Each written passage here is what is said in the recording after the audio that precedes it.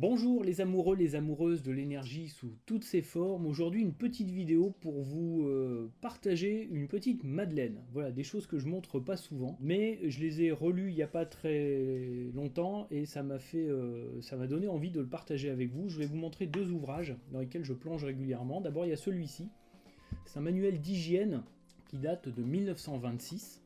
Et puis, il y en a un autre ici, celui-là c'est un peu mon plus précieux, un manuel qui date de 1892 de la baronne Staff pour les maîtresses de maison. Et dans ces deux ouvrages, il y a des informations sur ce qu'il faut faire dans une chambre en matière de chauffage et de température. Donc on va commencer avec le plus ancien, la baronne Staff, 1892, c'était bien avant la généralisation du chauffage central dans les logements, dans les maisons.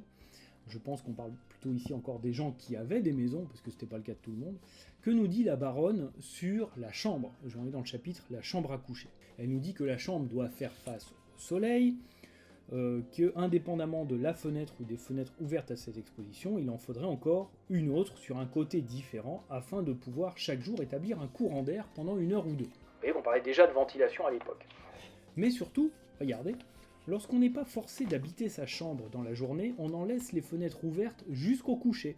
Toutefois, en hiver, on les fermera une heure avant de se mettre au lit, et on emploiera ce temps à chauffer un peu la chambre, car si elle est glacée, au moment où on y arrive, sortant de pièces chauffées et dévêtues comme on l'est pour dormir, on risquera de se refroidir dangereusement.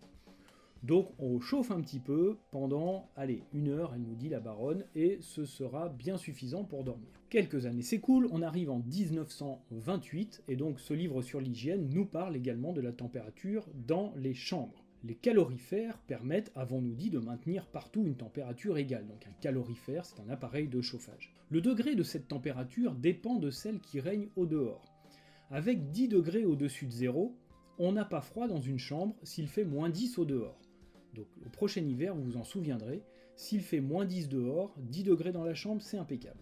Mais cette température serait insuffisante avec une chaleur extérieure de 10 degrés. En tout cas, c'est un livre d'hygiène, il convient de ne jamais chauffer au-delà de 17 à 18 degrés dans une chambre. Jamais au-delà de 17 ou de 18 degrés. Aujourd'hui, je vous rappelle que les habitudes de conception dans les bâtiments modernes, donc la température conventionnelle dans les réglementations c'est 19 degrés, quand on conçoit en passif, on cale tout à 21 degrés. Vous voyez que c'est une évolution, alors qu'on pourrait dire lente, parce que là on a parcouru quasiment un siècle, mais c'est une évolution profonde, technique et culturelle, qui fait qu'on est passé en fait de locaux quasiment non chauffés, on était sur des températures maximum de 15 degrés, vers des locaux qui sont devenus des locaux pensés comme étant chauffés à 19, 20, 21 degrés pour dormir, et bien évidemment avec l'évolution conséquente sur la literie et notre sensation de sécurité et de notre capacité à vivre dans le froid. Mais c'est peut-être pas pour rien que de plus en plus, par exemple ici chez Incube on travaille beaucoup sur les conceptions de bâtiments autonomes, de bâtiments extrêmement sobres en énergie, la plupart des gens nous demandent des chambres fraîches. Allez, voilà, c'était un petit passage à travers l'histoire des températures dans les chambres. Voyez ce que vous faites avec la vôtre. En tout cas, je vous souhaite de faire le plein de bonne énergie, de l'énergie positive, et je parle de la vraie.